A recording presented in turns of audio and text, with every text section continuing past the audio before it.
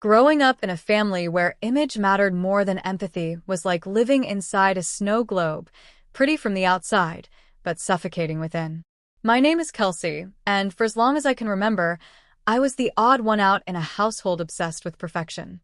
My mother, a former pageant queen turned corporate trainer, held rigid expectations of what femininity should look like: thin, polished, and poised. My father, a finance executive, valued success and appearances above anything emotional. And then there was my older sister, Danielle, a walking Instagram filter, who seemed to glide effortlessly through life, her lean figure always perfectly curated for the camera. At 29, I had built a modest life for myself, working in community health, living alone in a small but cozy apartment, and volunteering at a local shelter on weekends. My life wasn't glamorous, but it was real, and for a long time, that made me feel ashamed in a family where nothing but perfection was applauded. It was the holiday season of 2021 when the crack that had always existed between me and my family finally split open. Every year, we had a tradition of taking professional family portraits, glossy, posed pictures my mother proudly displayed in oversized gold frames around the house. That year, my father had splurged on a well-known photographer whose work had been featured in lifestyle magazines. A few weeks before Christmas, I received an email from my mother titled Holiday Coordination. Inside was a link to the photographer's Pinterest board, outfit color palettes, and the shoot location, a winter cabin in the Catskills. I remember feeling excited, even honored to be included without having to beg for details. I had always been the last to know, the afterthought, the one whose name appeared as an obligation. This time felt different. Maybe things were finally changing. But just 2 days later, everything collapsed. My sister accidentally sent me a text meant for my mom. A message that would burn itself into my memory. "What are we going to do about Kelsey? She'll ruin the symmetry in the photos again. No offense, but she's just too big. Like, visually distracting." I stared at the words, my heart pounding in disbelief. Then came the follow-up. Maybe suggest she skip this year. Say the group is too big, or something. I didn't cry. I just sat there, stunned, the warmth of the holiday season evaporating into a cold fog of humiliation. I didn't respond. I forwarded the message to my mother with a single question mark. Her reply, a full 24 hours later, read, "Honey, Danielle didn't mean to hurt you. These photos are a lot of work, and everyone has to look their best. Maybe it's best to sit this one out and avoid the stress." The phrase, "sit this one out," haunted me like a cruel refrain. It wasn't just about the photos. It was about years of being subtly cropped out of their idea of belonging. The countless birthday parties where I was made to wear sleeves in summer, the school recitals where my mother whispered about camera angles, the beach vacations where she handed me a towel the moment I stood up from my chair. Sit this one out wasn't a suggestion, it was a life sentence. So, I didn't argue. I didn't show up. And no one followed up. Christmas came and went like a silent verdict. Kelsey is better off unseen. I buried myself in work. I stopped checking their group texts. The silence hurt more than the insult. But something inside me shifted, not immediately, but gradually, like a volcano that has been quietly simmering for years. One evening, after a particularly draining shift at the clinic, I passed by a storefront advertising a plus-size modeling open call. At first, I laughed at the absurdity of it. Me? A model? But the longer I stood there, the more the laughter gave way to a strange defiance. What if I did it? What if the body they called too distracting was exactly what the world needed to see? So I went. I didn't tell anyone. I borrowed a friend's blazer, did my makeup in the parking lot, and stepped into a room filled with curvy, confident women who looked nothing like Danielle, and yet exuded a radiant power I had never allowed myself to feel. When it was my turn, I walked to the center of the room, heart racing, and simply said, "Hi, I'm Kelsey. I'm here because I've spent too long thinking I didn't belong in front of a camera." The casting agent smiled. "Let's change that." That day didn't change my life instantly, but it cracked open a door. A week later, I received a call from a small ethical fashion brand looking for diverse bodies for their spring campaign. They loved my energy. They loved my story. They wanted me. The shoot was everything I never thought I'd experience. Laughter, acceptance, freedom. I wasn't being told to turn my body this way or suck in that. I was being asked to be. For the first time, someone saw me not as a flaw to be corrected, but as a story to be celebrated. 3 months later, the campaign launched. It wasn't global, but it didn't need to be. My face, my full, joyful, unfiltered face, was on their homepage. My body, the one they said was too big, was the centerpiece of a message that celebrated authenticity. I had barely processed the surrealness of it when my phone buzzed with a message from Danielle. "Is that you on Earthwoven site?" OMG, I love that brand. I stared at her words for a long time before typing a simple reply.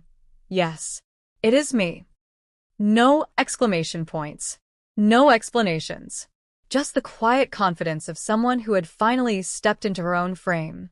The ripple effect of that campaign reached further than I expected. Earthwoven reposted my shots across their social media, and my inbox filled with messages from women I had never met. Strangers who saw something of themselves in my images and thanked me for existing in a space they had long been excluded from. It was overwhelming in the best possible way. For once, I didn't feel like I had to shrink myself to be seen. I wasn't a token or an afterthought. I was finally occupying space, unapologetically. But with visibility came something else, attention from the very people who once made me feel invisible. It started with a flurry of family group messages suddenly lighting up again after months of silence. My aunt forwarded a screenshot of the campaign with a dozen heart emojis. A cousin I hadn't spoken to in years tagged me on Instagram, calling me an inspiration. Even my mother, the same woman who had urged me to sit this one out, sent a terse message that read, "We saw your modeling pictures. Very bold. Hope you're being careful what you associate your name with." It was the kind of compliment that wore a mask, more warning than praise, but it didn't land the way it used to. I had outgrown her rules. Still, the real twist came a few weeks later when I visited a department store to support another local brand I had met during the shoot. As I walked through the accessories aisle, a familiar voice stopped me cold. My sister's. Danielle was standing a few feet away, clutching a tote bag, laughing with 2 of her polished friends. She hadn't seen me yet. My first instinct was to duck behind a display, to avoid the awkwardness, to disappear the way I had so often taught myself to do. But something rooted me in place. Maybe it was the knowledge that I no longer owed her my silence. Or maybe it was the subtle irony of what she was wearing, a limited edition earthwoven jacket from the same line I had modeled. The sight was almost cinematic. The same sister who once said I ruined symmetry was now wearing a brand that had chosen to feature my body as their representation of beauty. I didn't approach her. I didn't need to. I simply walked past, chin up, leaving a moment of stunned recognition in my wake when she finally looked up and saw me. The incident didn't end there. That night, Danielle texted me for the first time in nearly a year. There was no apology, no acknowledgement of what she had said, just a strangely casual message. "Saw you today. You look different. Congrats on all the modeling stuff. Maybe we could grab coffee sometime." I stare at the screen, letting the words settle like dust before brushing them aside. There was no malice in her message, but there was no sincerity either. It was the voice of someone realizing the narrative had shifted and scrambling to reposition herself. I didn't reply. Not because I was angry, I wasn't. But because for the first time, I realized I didn't need her validation anymore.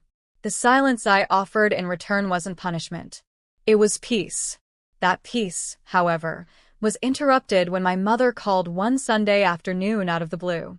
I hesitated before answering, but curiosity got the better of me. Her tone was chipper, unnaturally so, as if rehearsed. She said they were planning another family event, a garden party for my father's retirement, and that they wanted me to attend. She emphasized that it would be low-key, that she had invited a few photographers for casual portraits, and that they would love for me to be in them this time. The words hit me like an echo chamber of irony. Be in them this time. As if I had been the one choosing to stay out before. I almost laughed. I thanked her for the invitation and told her I'd think about it, though I already knew my answer. In the days that followed, my emotions surprised me. I wasn't angry, not even hurt. Just attached, the way you feel when you outgrow an old outfit and realize it never really fit to begin with. I spent that week preparing for another shoot, this time for a body-positive campaign focused on reclaiming confidence after public humiliation. When the creative director asked for my story, I hesitated at first, but then I told her. I told her about the family photos, the exclusion, the text message, and how I had once believed I didn't deserve to be seen. She listened without interrupting, then smiled and said, "You're exactly who we've been looking for." That campaign went viral. It wasn't my face this time, it was my words, printed across bus ads and Instagram stories. Don't let anyone crop you out of your own life. It felt like closure. Or maybe a beginning. Meanwhile, my family's reactions evolved from surprise to confusion to, eventually, envy. I heard through a cousin that my mother had started telling people she always knew I had a flair for the creative, rewriting history like a press release. Danielle, I was told, had started attending Pilates classes and was considering launching a wellness blog. My father sent me a short email congratulating me on making something of yourself, which I suspected was the closest he could come to genuine emotion. I didn't respond to any of it. I didn't need to. Their acknowledgement, late and sanitized, felt like a footnote in a story I had already rewritten. But life, like all good stories, has a way of surprising you when you least expect it. Just when I thought the arc had ended, I received a formal email from Earthwoven. They were launching a major summer campaign for their new flagship collection, their biggest project yet, and they wanted me as the face of the brand. Not a model in a carousel of faces. The face. I sat there for a long moment, rereading the email, letting it all sink in. I had once been told to sit out of a family photo because of how I looked. Now, a global brand wanted to center their entire story around me. The flagship campaign was scheduled to launch in early July, themed around real bodies, real stories. As the creative lead walked me through the campaign vision, I felt an almost surreal calmness in my chest. This wasn't just about posing in front of a camera anymore. It was about showing up as the woman I had fought to become, not despite the pain of the past, but because of it. The campaign was designed as a series of visual stories, one for each model, interlaced with personal essays and behind-the-scenes interviews. Mine focused on the idea of reclamation, not just of space or self-worth, but of voice. I spent hours with the writing team, peeling back the layers of my story with a clarity I hadn't known I possessed. For every moment I had once been made to feel too loud, too visible, too much, I now had the platform to say, I am enough. The final product was a mix of raw and radiant, soft cotton dresses in natural light, laughter and motion, and a quiet strength in every frame. When it debuted online, the reaction was immediate. Thousands of shares, tens of thousands of comments, women tagging their friends, daughters, and even mothers, saying this is us. I received messages from across the world, teachers, nurses, new moms, cancer survivors, all thanking me for reminding them that their presence mattered, that they didn't have to ask for permission to be proud of who they were. While I was basking in the waves of unexpected support, I received a formal invitation to my parents' retirement party, enclosed in a heavy ivory envelope with gold trim. It was the kind of invitation meant to impress neighbors and appease business associates. I turned it over in my hands, unsurprised to find a printed itinerary that included, once again, family photo session, 3:30 p.m. sharp. For a moment, I considered declining, tossing the invitation in the recycling bin, and moving on. But something in me paused. I wasn't the same woman they had excluded a year ago. I wasn't showing up for their validation anymore. I was showing up because I could. Not as a background blur in a perfect portrait, but as a full presence who no longer needed to dim herself to fit their frame. So I attended. Not dressed to appease, but to express. I wore a flowing, navy blue jumpsuit from the Earthwoven collection, the very piece that had gone viral, paired with bold lipstick and a quiet, confident energy that made heads turn the moment I walked in. The house, decorated with lilies and white drapes, looked exactly as I remembered it, pristine and sterile. But I was no longer the same piece in their manicured puzzle. Conversations buzzed around me. Some curious, some calculated. A few relatives whispered compliments with hesitant eyes, unsure of where I now stood in the family hierarchy. Others leaned in with performative warmth, asking about the modeling thing like it was a quirky hobby I'd soon outgrow. I smiled, nodded, and navigated it all with a calm that surprised even me. When the photographer announced it was time for the family portrait, I stood back initially, observing the group as they adjusted collars and smoothed out dresses. My mother noticed and motioned for me to join. I walked toward them slowly, deliberately, stopping just short of the backdrop. The photographer asked if everyone was ready. I took one step forward, locked eyes with Danielle, and smiled, not with bitterness, but with quiet victory. And in that moment, I didn't shrink. I didn't apologize. I simply stood tall, not for them, but for every version of myself who had once been told to sit this one out. The shutter clicked. The photo was taken. And whether or not it ended up in one of my mother's ornate frames didn't matter anymore. In the weeks that followed, my modeling journey expanded beyond anything I had imagined. A national wellness magazine ran a feature titled "The Face of Reclaimed Confidence," dedicating a full spread to my story. I was invited to speak on panels about body image, representation, and the emotional labor of being excluded by your own.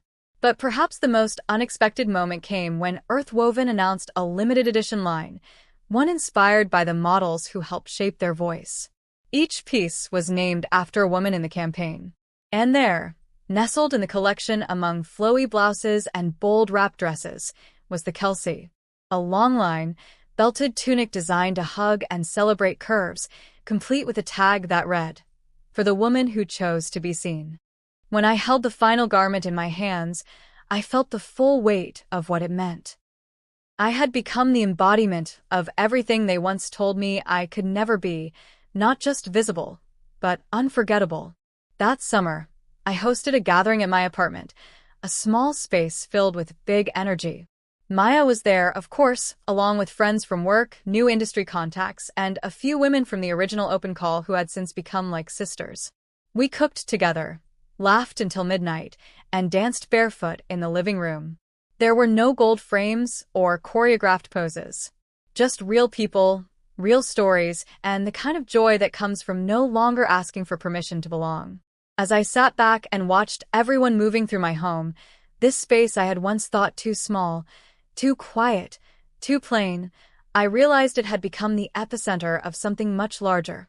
A life that was wholly mine, a narrative I no longer needed to justify. In the end, the greatest revenge wasn't becoming a model or being featured in magazines. It wasn't the viral campaigns or the designer tunic bearing my name. The real victory was reclaiming my voice, my presence, and my peace. It was showing up fully in a world that once asked me to hide. It was realizing that the people who tried to crop me out were never really framing the full picture. And that sometimes when the world tries to exclude you from the photo, the best thing you can do is take the camera into your own hands.